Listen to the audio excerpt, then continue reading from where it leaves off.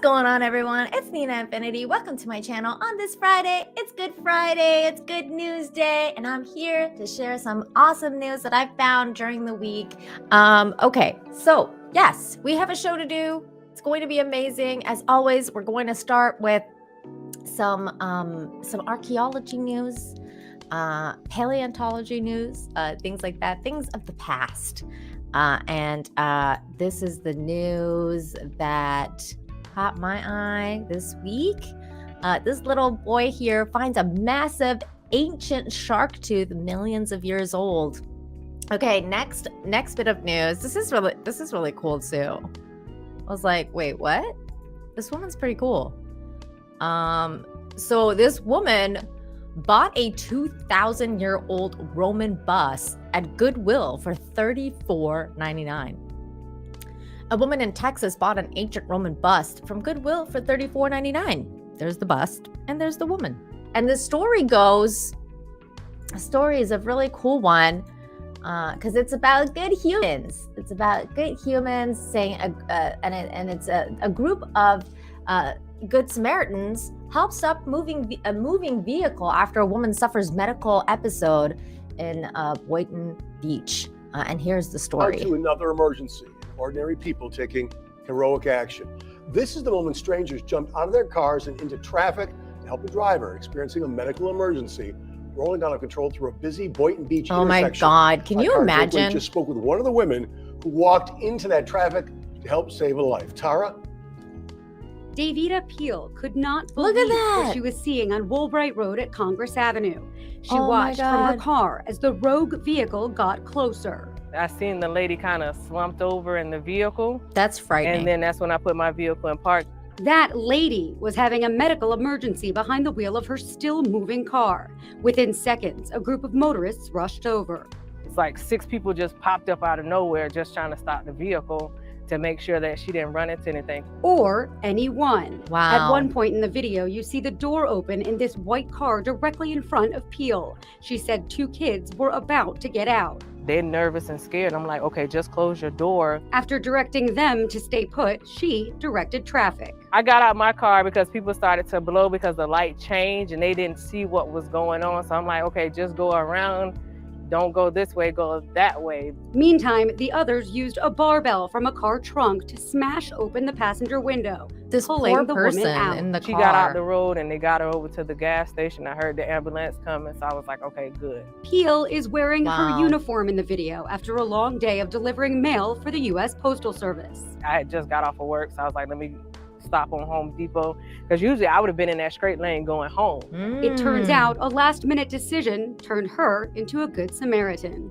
And then speaking of other heroes, though, here's another hero, you guys. Check this out. Check this out. Pike County man deemed local hero rescues neighbor from burning car.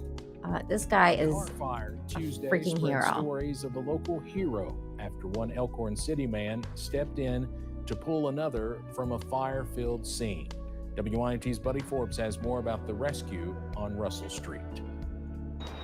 It was just another quiet day on Russell Street.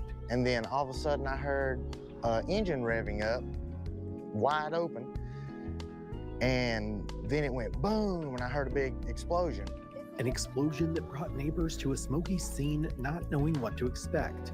Look car at stuck that. on the roadside, burning quickly. Guys, there was somebody in there. Windows were up for so long, I just knew whoever was in there had suffocated. With some Oh trying my to extinguish the gosh. flames, but too much smoke to see through, a gust of wind carried in a breath of fresh air. Finally, when that smoke cleared and I seen a human moving, I mean, it was just like a weight lifted off of my shoulders that I knew there was somebody to save. Which is what he did. Seeing the signs of life and recognizing the driver, Justin Quisenberry pushed through the heat to help. And I said, hurry, come to me. I said, you're on fire, get out of the car. The guy was on He fire. didn't have any energy and he just fell down in the passenger seat. So I reached over inside under his arms and I pulled him up out of the car. He says it was just second nature. You can't think, you have to act, because every moment that you're stuttering and thinking, and if you get scared and let fear take you over, every bit of those seconds is taken away from that person's life. Every And while second. some are calling him a local hero, It was amazing. But he put his own life in danger too. He he is a says local it was hero. something bigger than him, It was a miracle of God that he made it, for sure. fighting through the flames. Wow. So this is going to be the highlighted story for today. This is a really amazing story, you guys. I came across this. The story for this was actually published in 2018. So it's a few years old. And if you've seen anything about Mr. Rogers, like if you've seen his documentary or anything like that, you would probably know about the story already. I wasn't too familiar with it because I'd never heard this woman's side. But this was a really cool story, and I really wanted to share it because Mr. Rogers is one of those people who I greatly admire. And I want to be like. I want to be like Mr. Rogers because I feel like Mr. Rogers was... Honestly, I feel like Mr. Rogers was like an angel reincarnate on Earth. We need more people like Mr. Rogers on Earth. So here it is. Mr. Rogers was a friend to everyone, but to one sick little girl, he was a lifesaver. At this point, seizures, 100 seizures a day, friendships were very rare. When I said a friend's on the phone, she was like over the moon, and this friend ended up being Mr. Rogers. Yeah, so that's her, and that's her mom. Whenever my mom and dad had to I get ready love for work or this. cook dinner, they would always send in my brother, and we would always watch Mr. Rogers. I felt like he was talking directly to me and nobody else. Doctors can't tell what children are thinking and feeling by looking through their equipment. There's so much to what Mr. Rogers says in every one of those episodes. Every one of those episodes is about so much that children go through and even adults go through. And he just had a way with words and to get through his message to people. Or any other way. Only you know what you're thinking and feeling. It was her third week into kindergarten, and I received a phone call from the school principal. By the time I got into the nurse's office, I had never seen a seizure before, but she was So this is, again, this is Beth and Kathy, and this is their story. I mean, imagine being her, right? Imagine being this mom and having this insane thing happen to your child, and where, she's getting seizures all the time. I mean, this is so crazy. Up to me with her left hand, but her entire right side was drooping. We went to the hospital. There was atrophy in her brain. For a couple of days, she was okay. And then she had another seizure and another seizure. We realized that the left hemisphere was slowly shrinking. We would go from doctor to terrifying is that? doctor and hospital to She's so hospital. cute. Nobody knew what was wrong with her. When it got really bad, it was, 100 seizures a day? Wow. It was like 100 being on seizures a day. roller coaster and you can't get off. For some reason, for the entire half hour that Mr. Rogers was on the TV screen, I didn't have a seizure. I just found his voice comforting. And that's so amazing on its own, right? Because Mr. Rogers, the aura that he put out, even through TV, even through television, was something that, calmed her. She would, at the end of every show, she would tell him, what? I love you, Mr. Rogers. So I'm gonna fast forward a little bit here because that's what they do. They basically, they operate on her. She has the surgery.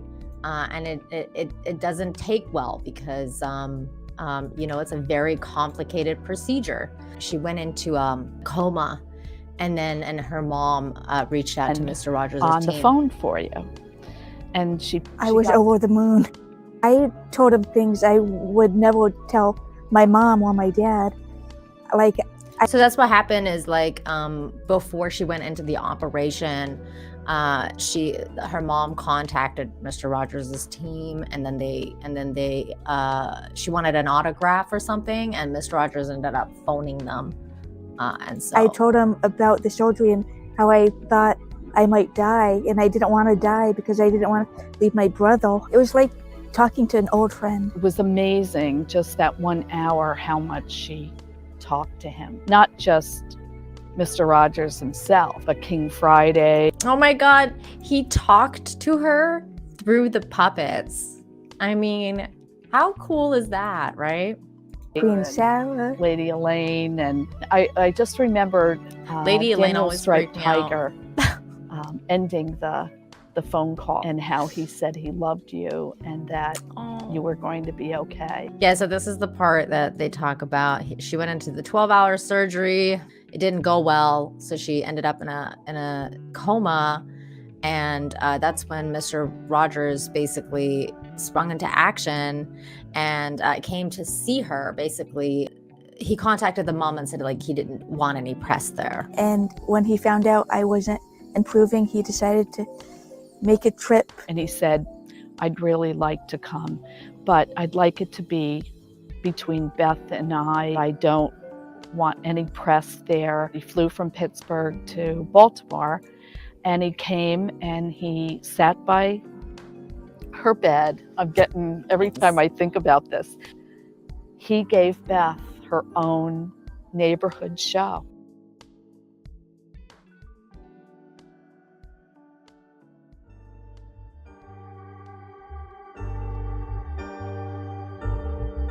So thank you guys so very much for being here and joining me every week. I'll be back next week for Infinite Hope, and I'll see you guys next week. Bye.